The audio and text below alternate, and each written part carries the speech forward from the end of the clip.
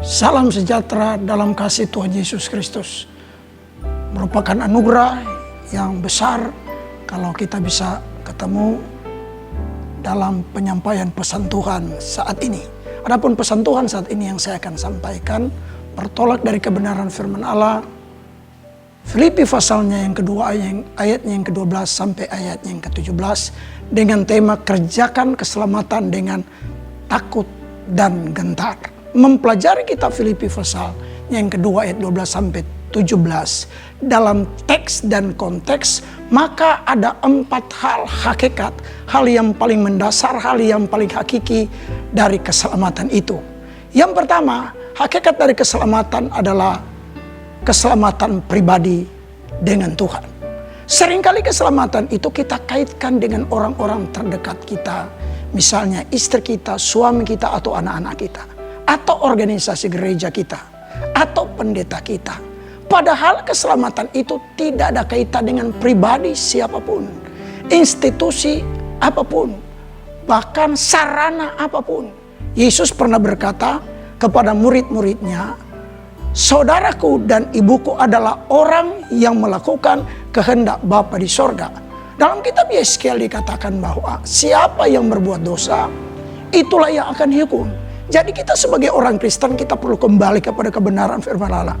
Keselamatan pribadi, putuskan secara pribadi.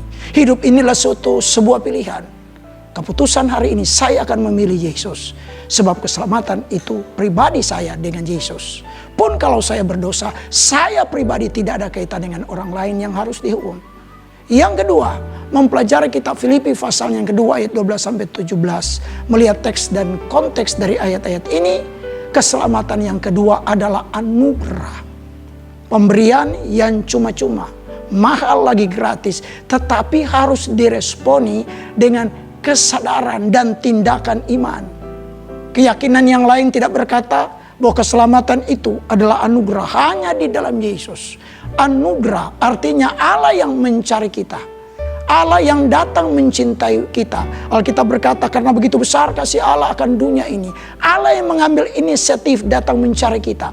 Manusia dengan kekuatannya tidak mungkin akan menggapai Allah dengan perbuatan-perbuatannya yang pada dasarnya syariat agama seperti berpuasa, seperti melakukan ritual-ritual ibadah lalu mau cari Allah. Tidak mungkin kita akan menggapai Allah dengan kemampuan kita. Hanya oleh iman Allah yang bekerja dalam diri kita. Allah yang bekerja dalam diri kita. Setelahnya itu tetap mampu melakukan kehendak Tuhan. Keselamatan adalah anugerah. Sebab itu kalau keselamatan adalah anugerah, itu berarti bahwa keselamatan itu adalah masalah yang sangat prinsip.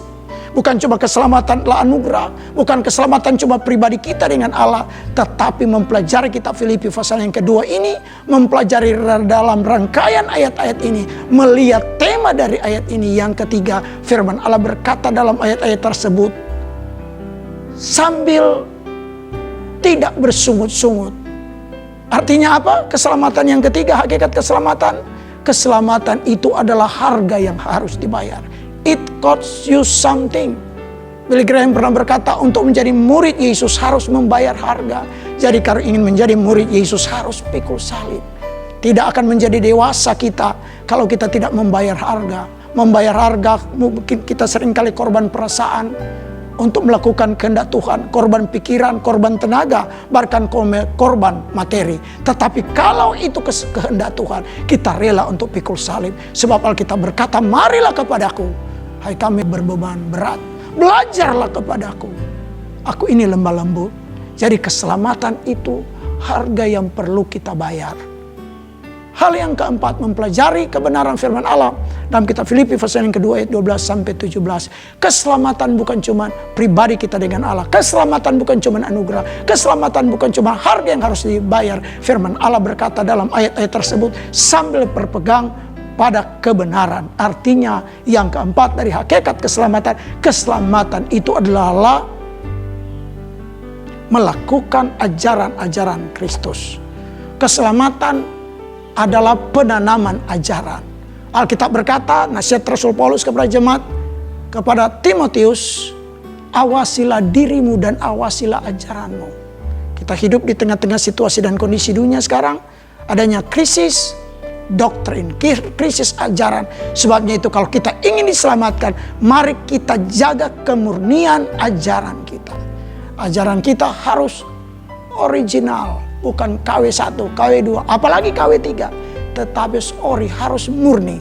Sehingga melalui prinsip-prinsip keselamatan ini, kepastian tentang jaminan kekal dalam Yesus Kristus kita akan nikmati. Puji Tuhan, Tuhan Yesus memberkati. Mari kita tetap satu dalam Yesus Kristus. Haleluya. Puji Tuhan. Amin.